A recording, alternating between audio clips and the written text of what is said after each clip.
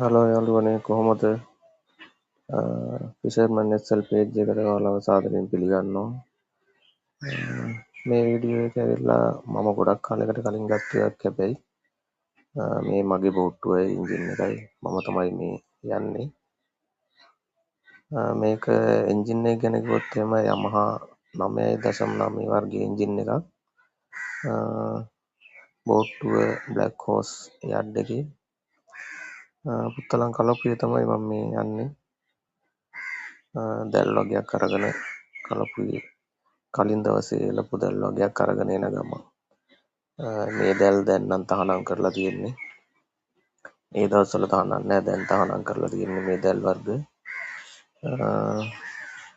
මේක තමයි ඔයාලා බලන්න, මේක ඔයාලා දැකලා නැතුව ඇති. ඇත්තටම මේ වගේ වීඩියෝ හින්දා තමයි මම මේක අප්ලෝඩ් කරේ.